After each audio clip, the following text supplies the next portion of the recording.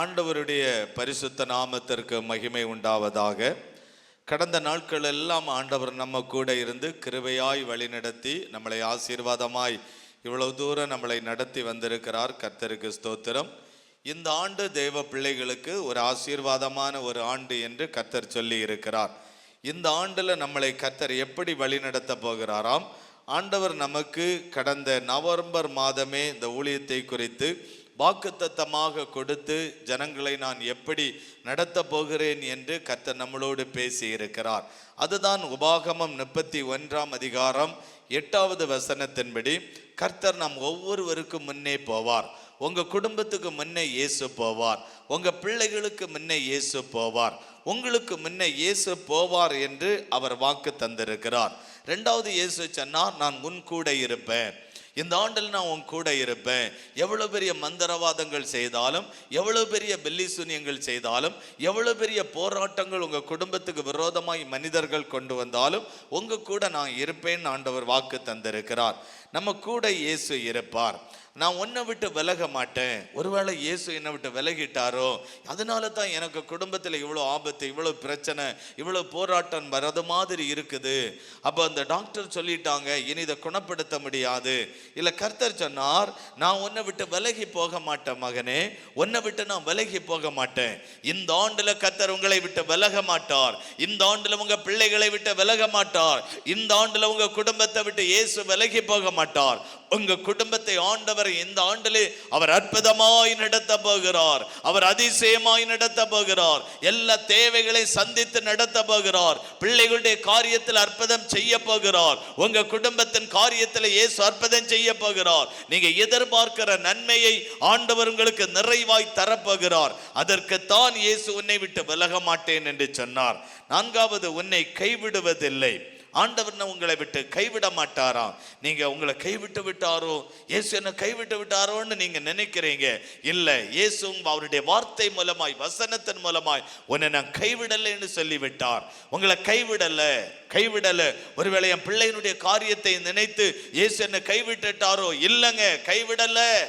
அவரே சொல்லி இருக்கிறார், உன்னை கைவிடல அப்படின்னு ஆண்டவர் சொன்னார். நீ பயப்பட வேண்டாம். சிலருக்குள்ள ஒரு பயம், பிள்ளைகளை குறித்த பயம், திருமண காரியத்தை குறித்த பயம், எதிர்காலத்தை குறித்த பயம், படிப்பை குறித்த பயம், வருமானத்தை குறித்த பயம், கடனை குறித்த பயம்.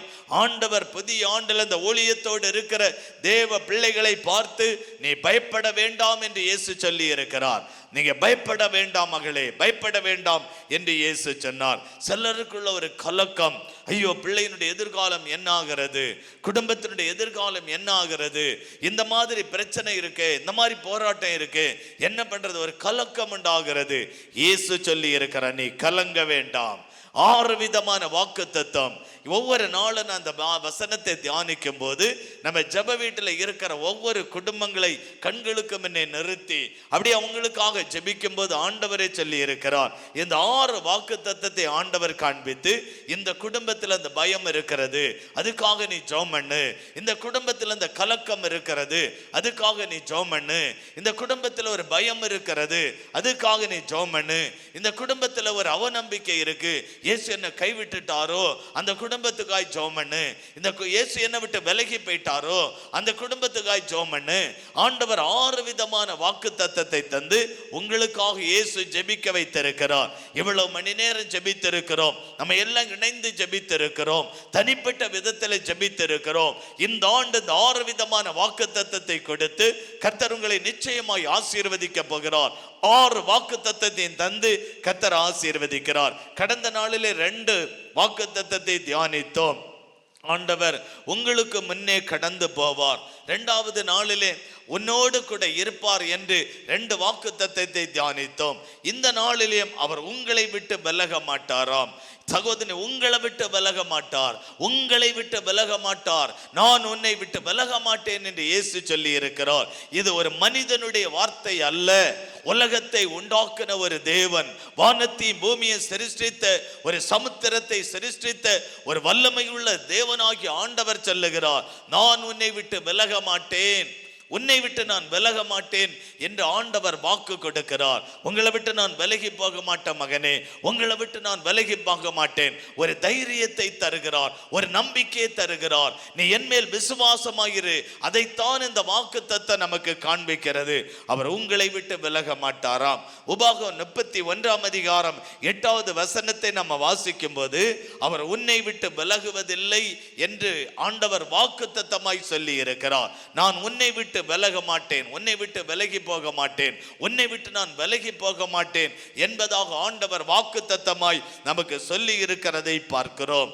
எப்படி ஆண்டவர் நம்மை விட்டு விலக மாட்டாராம்? மோசே என்கிற ஒரு மனிதன், ஆண்டவர் அவனை சிநேகித்தார்.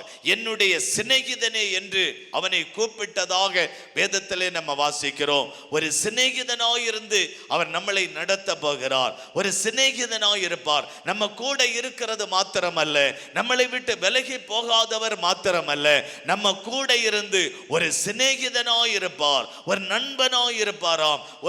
ஒரு மோசையோடு கூட ஆண்டவர் அப்படி இருந்தார் என்று கர்த்தருடைய வசனம் சொல்லுகிறது. யாத்திராகமம் 33 அதிகாரம் 11வது வசனத்தை நம்ம வாசிக்கும் போது, ஒருவன் தன் சிநேகிதனோடு பேசுவது போல கர்த்தர் மோசையோடு கூட முகமுகமாய் பேசினார். ஒரு சிநேகிதனிட்ட, ஒரு நண்பனிட்ட பேசுவதை போல ஒரு மோசையினிடத்தில் ஆண்டவர் முகமுகமாய் பேசினார். ஆண்டவர் பேசுகிற ஒரு தேவன், மனிதனோடு பேசுகிறவர், மனிதனோடு பேசுகிற ஒரு ஆண்டவர். அந்த மனிதனோடு பேசுகிற ஆண்டவர் சொல்லுகிறார், நான் உன்னை விட்டு விலக மாட்டேன் என்பதாக ஆண்டவர் வாக்கு கொடுக்கிறார். மோசையோடு ஆண்டவர் பேசின வார்த்தை அதுதான். ஒரு சிநேகிதனை போல பேசினாரே, ஒரு நண்பனை போல பேசினாரே, ஒரு ஃப்ரெண்டாய் இருந்து பேசினாரே. ஆண்டவர் என்ன பேசினார்? நான் உன்னை விட்டு விலக மாட்டேன். மோசையினுடைய ஆண்டவர் நம்முடைய ஆண்டவர். மோசையை சந்தித்த தேவன் நம்மளை இன்றைக்கு சந்திக்கிறார். மோசையோடு பேசின ஆண்டவர் நம்மளோடு அவர் பேசுகிறார். நான் உன்னை விட்டு விலக மாட்டேன். ஒரு சிநேகிதனிடத்தில் பேசுவது போல அன்பாய் ஆண்டவர் பேசினார். மோசே மோசே அந்த பெயரை கூப்பிடும் போது மோசேக்குள்ள ஒரு சந்தோஷம், மோசேக்குள்ள சந்தோஷம். மோசே அந்த பெயரை சொல்லி சொல்லுகிறார். அவனோடு கூட ஒரு சிநேகிதனிடத்தில் பேசுவது போல ஆண்டவர் அப்படி பேசினாராம். உங்களோடு பேசின ஒரு அனுபவம் உண்டா? நம்ம ஜெபிக்கிறோம், நம்ம ஆண்டவரிடத்தில் ஜெபிக்கிறோம். நம்ம போன உடனே 3 பாட்டு பாடி நல்ல சோத்திரம் பண்ணி இயேசுவே இயேசுவேன்னு நம்ம நல்ல சோத்திரம் பண்ணி நம்ம பேசுறோம். ஆனா ஆண்டவர் பேசுவதற்கு நாம் இடம் கொடுப்பதில்லை. ஆண்டவர் பேசுவதற்கு இடம் கொடுங்க, கர்த்தர் பேசுவதற்கு இடம் கொடுங்க. ஒரு நண்பனை போல பேசுவதற்கு ஆண்டவர் ஆயத்தமா இருக்கிறார். ஒரு சிநேகிதனை போல பேசுவதற்கு ஆண்டவர் அவர் ஆயத்தம் உள்ளவராய் இருக்கிறார். மோசையோடு ஆண்டவர் முகமுகமாய் பேசினார் என்று கர்த்தருடைய வசனம் சொல்லுகிறது. என்னாகமம் 12 அதிகாரம் 8வது வசனத்தை கூட வாசிக்கும் போது, நான் அவனுடன் மறைபொருளாக அல்ல, முகமுகமாகவும் பிரத்யேகமாகவும் பேசுகிறேன். எந்த காரியத்தை மறைவாக இல்லை, எந்த காரியத்தை மறைவாக இல்லை. சில நேரங்களில் நம்முடைய சிநேகிதனிடத்தில் கூட நாம சில காரியங்களை மறைவாய் பேசுகிறோம். ஒரு சிநேகிதனிடத்தில் மறைவாய் பேசுகிறோம். எல்லா உண்மைகளையும் பேசுவது இல்லை, எல்லா உண்மைகளையும் நாம் பேசுவது இல்லை. ஆனால் மோசேயினிடத்தில் ஆண்டவர் மறைபொருளாக அல்ல, ஆண்டவர் எல்லாவற்றையும் பேசுகிறார். எல்லாவற்றையும் ஆண்டவர் பேசுகிறார். பாருங்க, ஆதியாகமம் 18 அதிகாரம் 33வது வசனத்தை வாசிக்கும் போது, கர்த்தர் ஆபிரகாமோட பேசி முடித்த பின்புதான் அவர் போனார். ஆபிரகாமோடு பேசி முடித்த பின்பு அவர் கடந்து போனார். ஒரு மனிதனிடத்தில் அவர் பேச வரும்போது பேசி முடித்த பிறகுதான் அவர் கடந்து போகிறார்.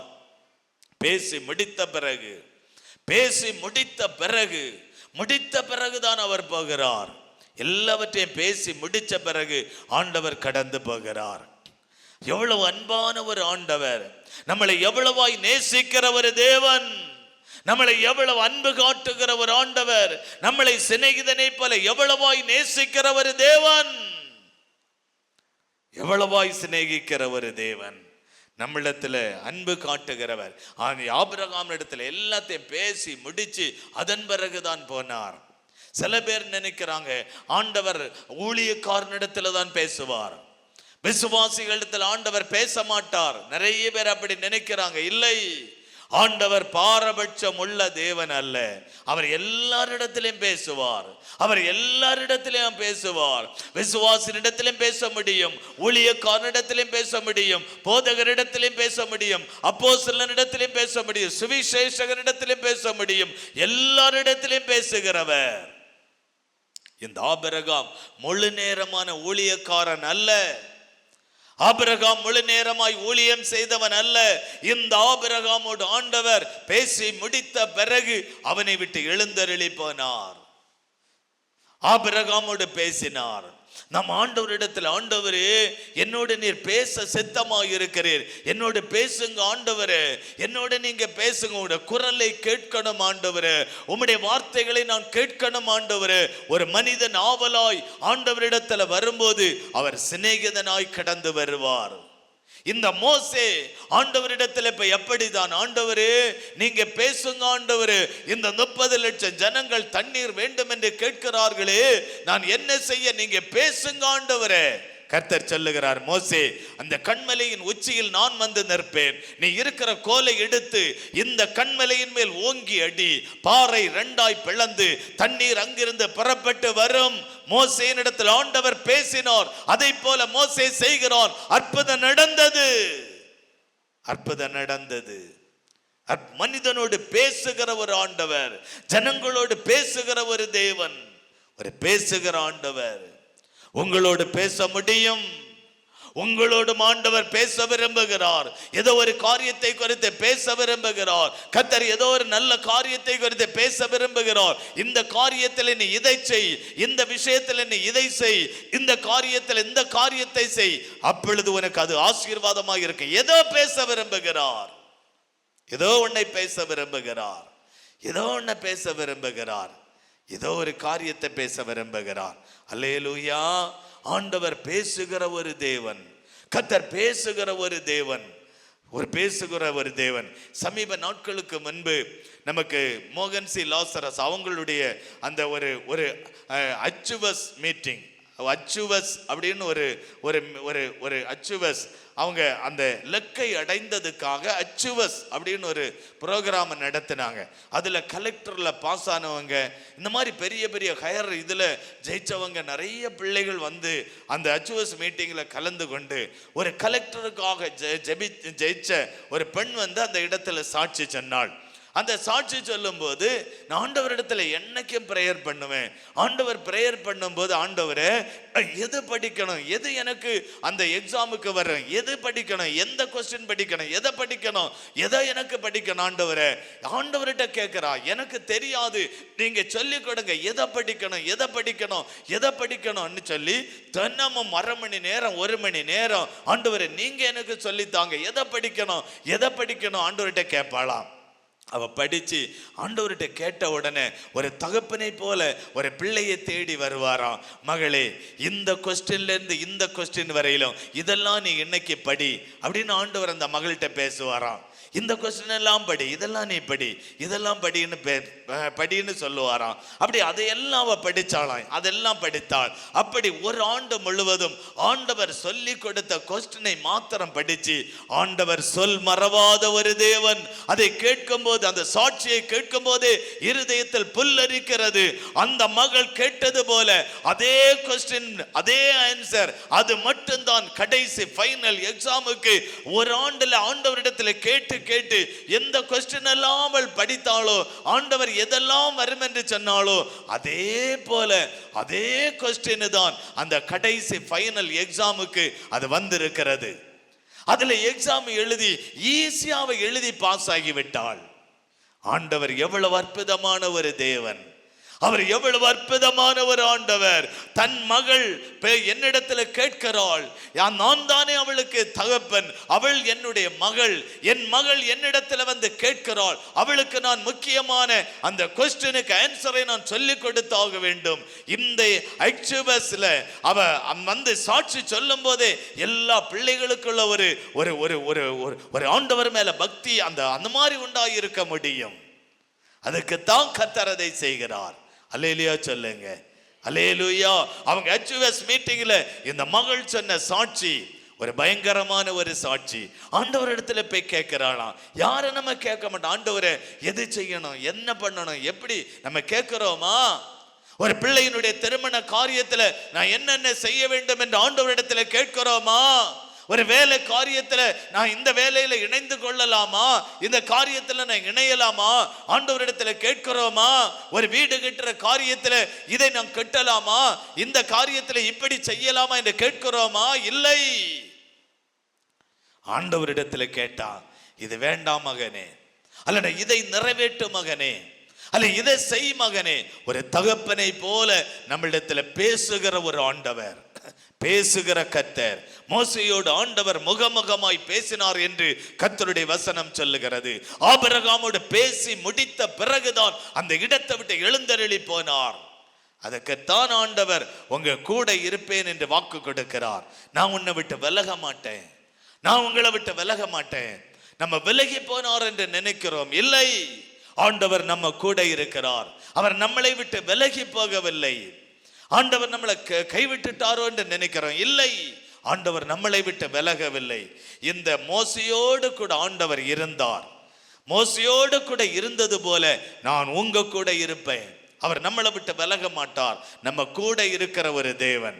ரெண்டாவது, ஆண்டவர் என்ன செய்கிறார் பாருங்க.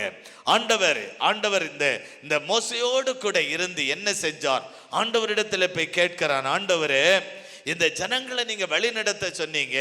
அந்த எகிப்திலிருந்து 30 லட்சம் பேரையும் நான் எவ்வளவு கஷ்டப்பட்டு வழி நடத்தி இந்த இடத்துல கொண்டு வந்திருக்கிறேன்.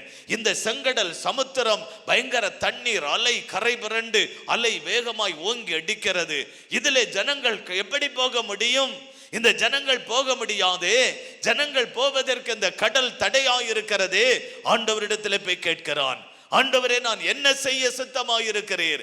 நீர் நான் என்ன செய்ய சித்தமாயிருக்கிறீர்? இந்த ஜனங்களை நீர் வழிநடத்தி வர சொன்னீர், இந்த ஜனங்களை வழிநடத்த சொன்னீர். நீர் சொன்ன பிரகாரம் இந்த 30 லட்சம் பேரை வழிநடத்தி இதுவரையில நான் கொண்டு வந்திருக்கிறேன்.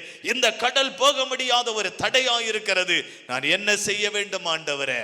ஆண்டவர் மோசையோடு பேசுகிறார். மோசே, உன் கரத்தில் இருக்கிற கோலை எடுத்து இந்த சமுத்திரத்துக்கு நேராய் நீட்டு. நான் அப்பொழுது கடலை 2ஆய் பிளந்து இந்த கட்டான் தரையிலே ஜனங்களை நடந்து போக பண்ணுவேன். ஆண்டவர் மோசையோடு பேசுகிறார். இந்த மோசையின் இடத்தில் ஆண்டவர் என்ன பேசினாரோ அதை போல அவன் செய்கிறான்.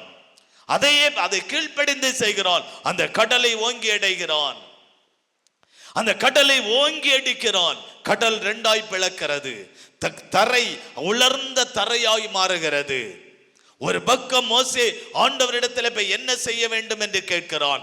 ஆண்டவர் சொல்லுகிறார், உன் கரத்தில் இருக்கிற கோலை எடுத்து அடி, ஓங்கி அடி என்று சொல்லுகிறார். இவன் நம்பினான், விசுவாசித்தான், அதன்படி செய்தான். நிறைய பேர் தேவ சத்தம் கேட்ட பிறகும் அதன்படி செய்வதில்லை. வசதியை பார்க்கிறார்கள், பணத்தை பார்க்கிறார்கள், பங்களாவை பார்க்கிறார்கள், சொத்தை பார்க்கிறார்கள், பெரிய அப்படிப்பட்ட காரியங்களை பார்த்து ஏமாற்றப்பட்டு போகிறார்கள். ஏமாந்து போகிறவர்களை பார்க்கிறோம்.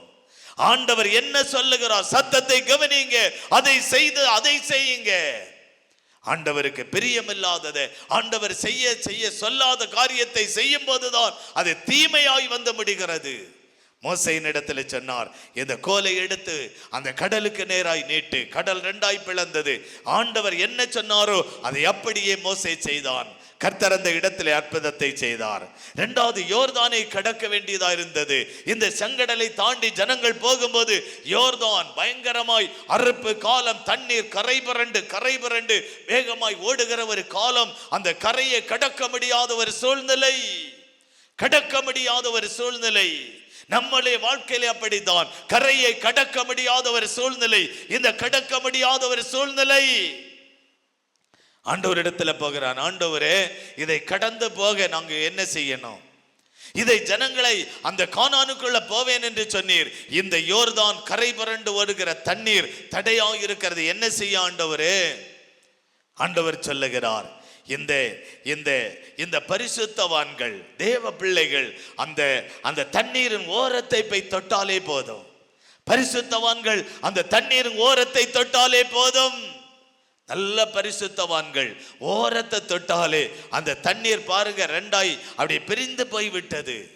அந்த யோர்தான் அந்த கரை புரண்டு ஓடின தண்ணீர் அப்படியே நின்று போய் விடுகிறது, நின்று போய் விடுகிறது, அப்படியே நின்று போய். சில பரிசுத்தவான்கள் உங்க வீட்டுல வரும்போது ஆசீர்வாதம், சில பரிசுத்தவான்கள் உங்களுக்காக ஜெபித்தால் அது உங்களுக்கு ஆசீர்வாதம், சில பரிசுத்தவான்கள் உங்க குடும்பத்துல வந்தாலே ஆசீர்வாதம். ஆண்டவர் சொல்றார், பரிசுத்தவான்கள் எல்லாரும் போய் தண்ணீரை தொட்டவுடனே தண்ணீர் நிற்காது. பரிசுத்தவான்கள் தேவ பிள்ளைகள், ஆண்டவருடைய போதனையின்படி வாழ்கிறவர்கள், ஆண்டவருடைய வசனத்தின்படி வாழ்கிறவர்கள், ஆண்டவருடைய வசனத்தின்படி ஜீவிக்கிறவர்கள் அந்த யோர்தானின் பாதத்தை அந்த இடத்திலே தண்ணீரை தொட்டால் உடனே அற்புதம். அதை செய்தார்கள், அற்புதம் நடந்து விட்டது, அற்புதம் நடந்து. அதையும் தாண்டி போறாங்க அமலேக்கியர்கள். இந்த நாட்டுக்குள்ள எங்கள் தேசம் இங்கே விட முடியாது, முரட்டாட்டம் உள்ளவர்கள், பலசாலிகள், அவர்கள் உயர்ந்தவர்கள், பெரியவர்கள் என்பதாக வேவு பார்த்துட்டு வந்தவர்கள் சொல்லுகிறார்கள். இவர்களோடு நாம் நிற்க முடியாது.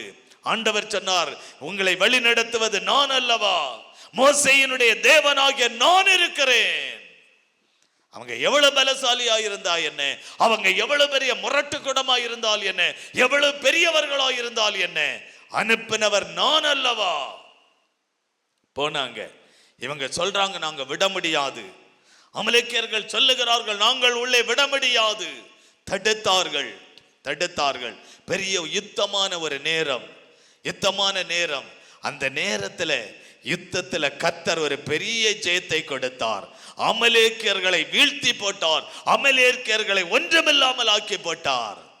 இயேசுவினுடைய ஜனங்கள் ஜெயம் எடுத்து அவர்களை தாண்டி போனார்கள், அவர்களை கடந்து போனார்கள், அவர்களை தாண்டி கடந்து அவர்கள் போனார்கள் என்று வேதம் சொல்லுகிறது. எவ்வளவு பெரிய பலசாலியா இருந்தா என்ன, எவ்வளவு பெரிய முரட்டு குணமா இருந்தவன் இருந்தா என்ன, எவ்வளவு பெரியவனா இருந்தா என்ன, என் ஆண்டவர் நமக்கு முன்னே போவாரேயானால், இயேசு நம்ம கூட இருப்பாரேயானால் ஒருவனும் உங்களுக்கு முன்னே நிற்க முடியாது. எப்படிப்பட்டவனாலும் நிற்க முடியாது, எப்படிப்பட்ட பணம் உள்ளவனும் நிற்க முடியாது, எப்படிப்பட்ட பலசாலி நிற்க முடியாது, எப்படிப்பட்ட அதிகாரியாலும் நிற்க முடியாது, எப்படிப்பட்ட பெரியவனாலும் நிற்க முடியாது. இயேசு நம்ம கூட இருக்கணும். ஆண்டவர் வாக்கு தந்துட்டார், நான் உன்னை விட்டு விலக மாட்டேன்னு சொல்லிட்டார். அவர் நம்ம கூட விலகாம இருந்தா எவ்வளவு பெரிய அற்புதம் பாருங்க, எவ்வளவு பெரிய அதிசயம். அதன் பிறகு தாண்டி கடைசி வரை போயிட்டாங்க. இப்ப எரிகோ கோட்டை, அந்த எரிகோ மதில் சுற்றி இருக்கிறது. எரிகோ மதில் அதுவரையிலும் போன பிறந்த ஜனங்களால் போக முடியாத ஒரு சூழ்நிலை.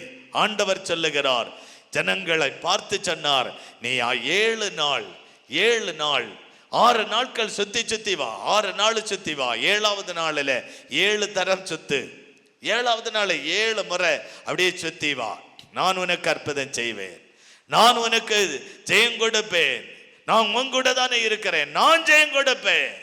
ஆண்டவர் சொல்லிட்டார்.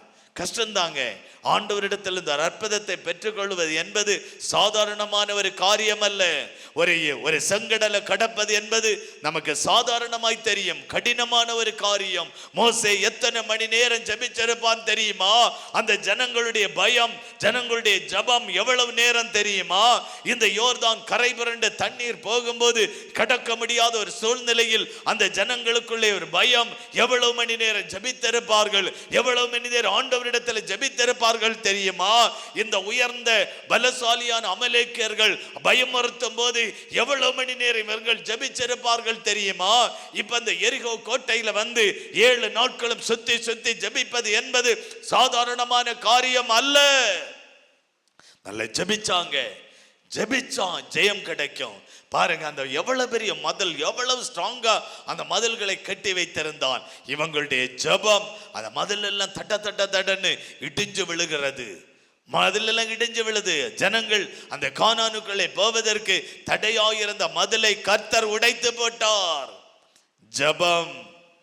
இதோடு ஆண்டவர் விடவில்லை. இப்ப அந்த 30 லட்சம் பேருக்கு தண்ணீர், கண்மலையில் இந்த தண்ணீர் புறப்பட்டு வர எவ்வளவு பெரிய அதிசயம். ஆண்டவர் அதிசயங்களை காண செய்கிற ஒரு தேவன், அதிசயங்களை காண பண்ணுகிறவர். 30 லட்சம் பேருக்கு சாப்பாடுக்கு பரலோக மன்னாவை கொடுத்தார். எவ்வளவு பெரிய அதிசயம். அவர் உங்க கூட இருந்து ஆண்டவர் அதிசயங்களை செய்ய போகிறார். 30 லட்சம் பேரை வழி நடத்த வெயிலிலே நடந்து போவதற்காக மேகஸ்தம்பம், இரவிலே நடப்பதற்கு அக்னி ஸ்தம்பம் அதிசயமாய் ஆண்டவர் நடத்தினார். ஒரு மோசேயை ஆண்டவர் அதிசயமாய் நடத்தினார். தேவ ஜனங்களை கர்த்தர் அதிசயமாய் நடத்தினார். உங்களை இந்த ஆண்டுல கூட இருந்து அவர் அதிசயமாய் நடத்த போகிறார். அல்லேலூயா. எல்லாத்துக்கும் நடக்க மோசே மூலமா இவ்வளவு பெரிய அற்புதங்கள் நடக்க காரணம் என்ன தெரியுமா? ஒரே ஒரு வசனம். என்னாகும் 12 வசனத்தை வாசித்தால், என் தாசனாகிய மோசே என் வீட்டில் அவன் எங்கும் உண்மையுள்ளவனாயிருந்தான். எல்லாத்துல அவனிடத்துல உண்மை இருந்தது. உண்மையுள்ள ஊழியக்காரன் ஆசீர்வதிக்கப்படுவான். உண்மையுள்ள விசுவாசிகள் ஆசீர்வதிக்கப்படுவார்கள். உண்மையுள்ள மனிதர்கள் ஆசீர்வதிக்கப்படுவார்கள். உண்மை இல்லாதவனை கர்த்தர் ஆசீர்வதிக்க முடியாது. உண்மையாயிருக்கிறவர்களை கர்த்தர் ஆசீர்வதிக்கிறவர். உண்மையாயிருக்கிறவங்களை கர்த்தர் உயர்த்துகிறவர். உண்மை. ஆண்டவரிடத்துல மோசே உண்மையாயிருந்தான். அதனால தான் இவ்வளவு பெரிய அற்புதம். இந்த வசனத்தை நீங்க வாசிக்க வாசிக்க வாசிக்க ஆவியானவர் உங்களோடு பேசுவார். ஆண்டவரே, இவ்வளவு பெரிய அற்புதங்கள் மோசே கொண்டு செஞ்சீரே, காரணம் என்ன? மோசே எங்கும் உண்மையுள்ளவனாயிருந்தான். எல்லாரும் உண்மையுள்ளவராய் மாறும் பொழுது ஆண்டவர் பெரிய காரியங்களை நம்மளை கொண்டு செய்வார். நம்ம ஏன் இன்னும் ஆசீர்வாதம் இல்லாம இருக்கிறோம்? ஏன் இன்னும் ஒரு நன்மை இல்லாம இருக்கிறோம்? எப்போ நம்ம குடும்பங்கள்ல தீமை நடந்து கொண்டு இருக்கிற காரணம் என்ன? உண்மை இல்லை. உண்மை இல்லாதது நிமித்தமாகத்தான் இவ்வளவு பெரிய போராட்டம், இவ்வளவு பெரிய பிரச்சனை, இவ்வளவு பெரிய ஆபத்து, இவ்வளவு பெரிய துக்கம், இவ்வளவு பெரிய கஷ்டம், இவ்வளவு பெரிய வேதனை. உண்மையுள்ள மனுஷனை ஆண்டவர் பரிபூரணமாய் ஆசீர்வதிக்கிற ஒரு தேவன். நீங்க உண்மையாய் வாழணும்னு அர்ப்பணிச்சிருக்கிறீங்க. உங்க கூட இயேசு இருக்கிறார். உங்க கூட இருந்து கர்த்தர் இந்த ஆண்டுல அவர் அற்புதமாய் நடத்துவதை பார்க்க முடியும். அல்லேலூயா. மூன்றாவதாக இயேசு சொன்ன வார்த்தை, அவர் உன்னை விட்டு விலக மாட்டார். உங்களை விட்டு அவர் விலக மாட்டார். அவர் உங்களை விட்டு விலக மாட்டார்.